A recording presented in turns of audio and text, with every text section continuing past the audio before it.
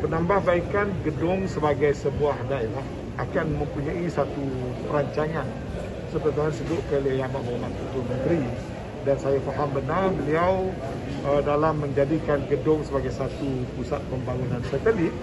Bersamanya bermakna peningkatan perkhidmatan jalur lebar menjadi sebahagian daripada intipati. Perkhidmatan pusat satelit ini mesti didorong dengan penyediaan prasarana broadband yang berkualiti tinggi.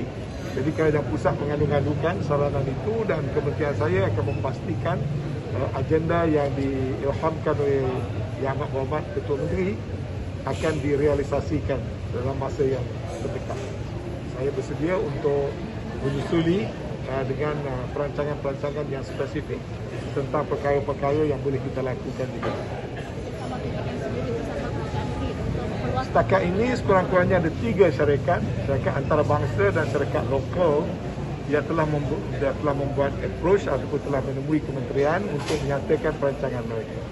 Satu daripada syarikat itu adalah syarikat besar antarabangsa yang merasakan mereka perlu untuk membuat satu lagi kabel intercontinental submarine cable yang akan melalui di utara Sarawak, pesisiran pantai Sarawak, melalui Laut China Selatan selepas Apricot, yang mana jalur laluannya ada melalui Laut Java ke Filipina, ke Guam dan ke Amerika Utara.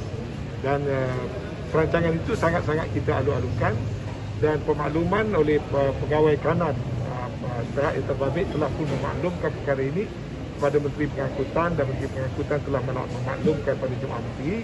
Dan sebagai kementerian bertanggungjawab, kita mengambil perhatian untuk menyusuli supaya perkara itu dipermudahkan. Dan sebab itu kalau itu terlaksana, Sarawak akan menjadi satu daripada landing point yang penting.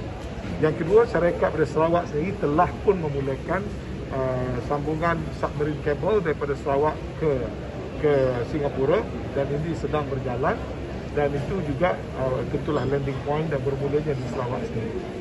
Yang ketiga, sebuah syarikat tempatan telah pun membuat perancangan terakhir untuk buat pertama kalinya intercontinental submarine cable yang diinisiatifkan oleh syarikat Malaysia sendiri, yang akan membuat satu pelaburan bagi menyambungkan negara kita dengan negara-negara serantau dengan pelaburan dibuat untuk pemasangan submarine cable.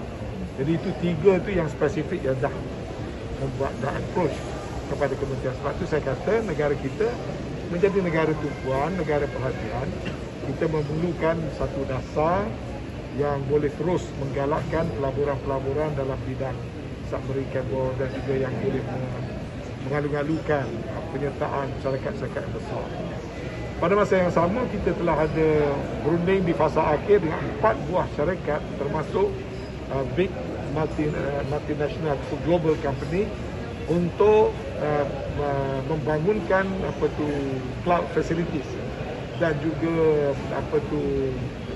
data center dalam negara. Ya, kita sebahagian data center kan di luar negara, termasuk yang khidmat yang kita terima dalam negara, tapi data center luar negara. Sekarang ini pihak Kementerian Kewangan, saya telah dimaklumkan oleh Menteri Kewangan ada 4 rundingan. 1 sudah pun siap, 3 hampir siap untuk membolehkan syarikat international ini membuat pelaburan yang besar. Satu daripadanya telah datang menjumpa saya sini memaklumkan pelaburan mereka 1 bilion lebih untuk cloud computing dan juga cloud services. Dan ini satu perkembangan yang baik untuk negara ini.